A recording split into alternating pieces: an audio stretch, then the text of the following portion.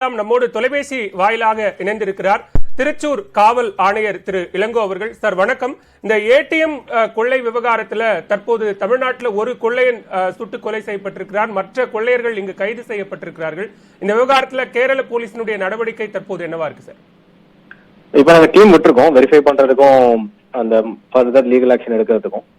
Actually morning information கிடைச்சதுக்கு அப்புறம் நாங்க பார்த்ததுல வி காட் தட் இது ஒரு மேவாட் கேங்கோட ஸ்டைலா தான் தெரிஞ்சு.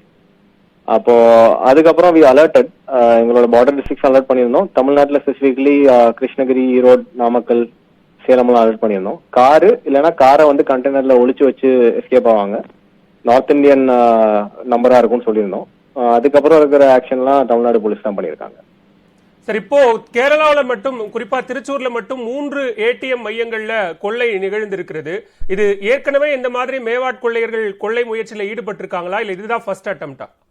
2021 கண்ணூர்ல நடந்திருக்கு. அப்போ நாங்க ஹரியானால போய் பிடிச்சோம்.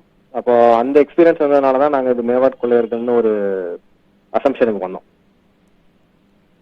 கேரள போலீசினுடைய அடுத்த கட்ட நடவடிக்கை இந்த விவகாரத்தில் என்னவா இருக்கும்? தேவைப்பட்டா ராஜஸ்தான், ஹரியானா மாநிலங்களுக்கு தனிப்படை போலீஸ் செல்ல வேண்டிய ஒரு நிலை இருக்குமா சார்?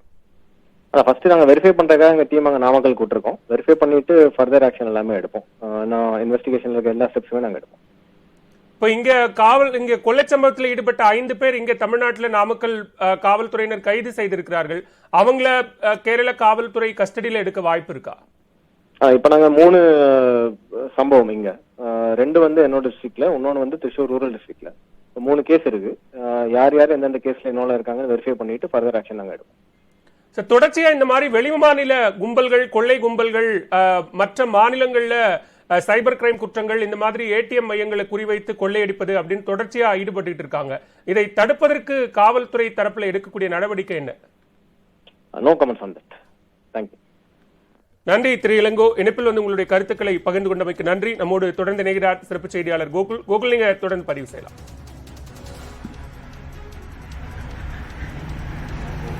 இந்த கும்பலானது அதாவது தனியாக வராமல் ஒரு கும்பலாக தான் இந்த கொள்ளையடிப்பதற்கு இந்த கும்பலானது வருவார்கள்.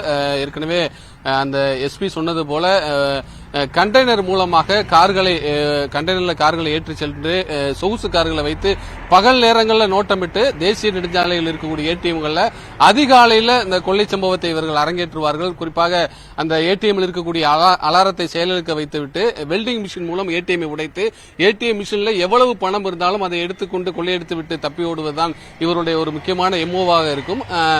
பல மாநிலங்கள்ல இந்த கொள்ளை கும்பல், மேவாட் கொள்ளை கும்பல் தங்களுடைய கைவரிசையை காட்டியிருக்காங்க. அது மட்டும் இல்லாமல் தமிழகத்தை பொறுத்தளவு சென்னையிலேயும் இந்த கொள்ளை சம்பவத்தை ஏற்கனவே கடந்த காலங்களில் இது போன்ற மோசடியிலையும் ஈடுபட்டிருக்காங்க. நன்றி கோகுல், விரிவான விவரங்களை பதிவு செய்தமைக்கு.